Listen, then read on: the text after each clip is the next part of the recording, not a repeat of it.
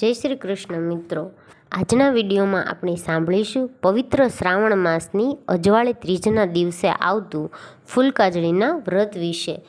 આ વ્રત માતા પાર્વતી અને ભગવાન શિવજીને સમર્પિત છે।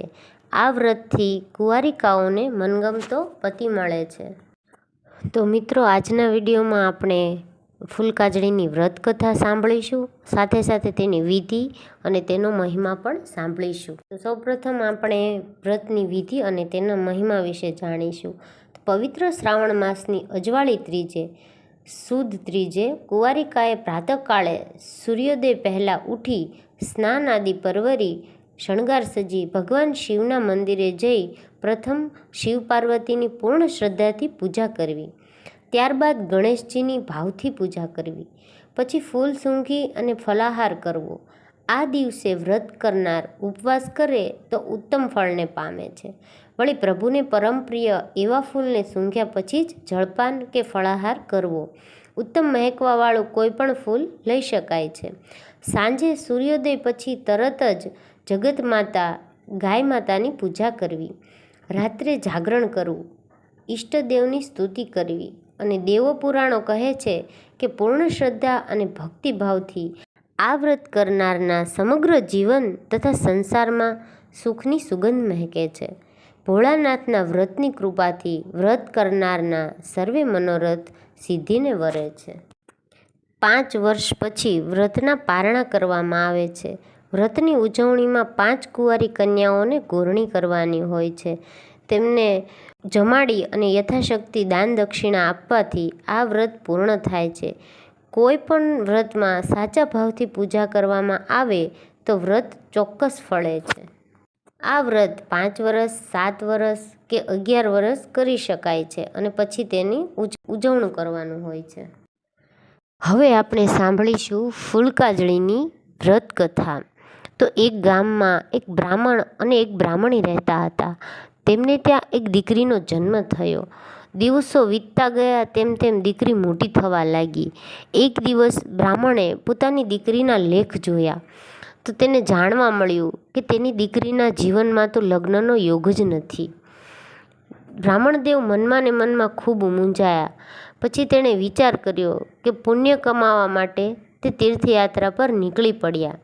રસ્તામાં તેણે જોયું તો નાની કુંવારિકાઓ નદીના કિનારે શિવ અને પાર્વતીજીની પૂજા કરતી હતી અને ફૂલ સૂંઘી અને જળ પીતી હતી અને ફૂલ સૂંઘીને ખાતી હતી। આ જોઈ બ્રાહ્મણીને આશ્ચર્ય થયું। તેણે ત્યાં જઈ કુંવારિકાઓને પૂછ્યું કે તમે આ શું કરી રહ્યા છો? ફૂલ સૂંઘીને પાણી કેમ પીવો છો અને ફૂલ સૂંઘીને ખાઓ છો કેમ?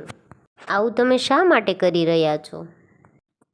ત્યારે કુંવારિકાઓએ જવાબ દીધો કે અમારે આજે ફૂલકાજળીનું વ્રત છે। તો બ્રાહ્મણે પૂછ્યું કે આ વ્રત કરવાથી શું થાય, તેનો શું લાભ મળે? ત્યારે બાળાઓએ કહ્યું કે આ વ્રત કરવાથી મનગમતો જીવનસાથી મળે છે અને મહાદેવની તેના પર કૃપા બની રહે છે।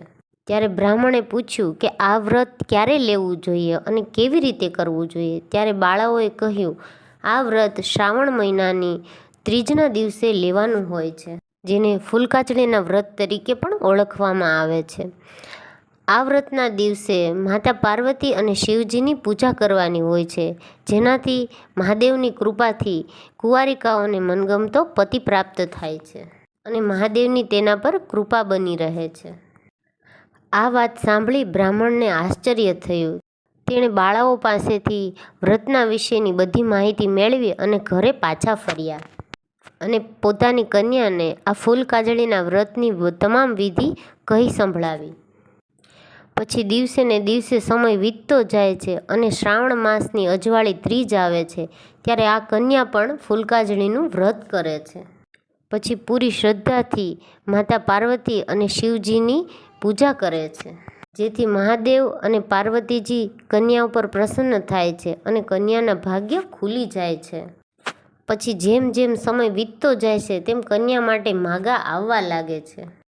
પછી તો બ્રાહ્મણને એમ થાય છે કે આ શિવ પાર્વતીની કૃપા છે અને ફૂલકાજળીના વ્રતનો પ્રભાવ છે અને પછી ધીમે ધીમે કન્યાના લગ્ન થાય છે અને પછી કન્યા સુખીથી વ્યતીત કરે છે પોતાનું જીવન।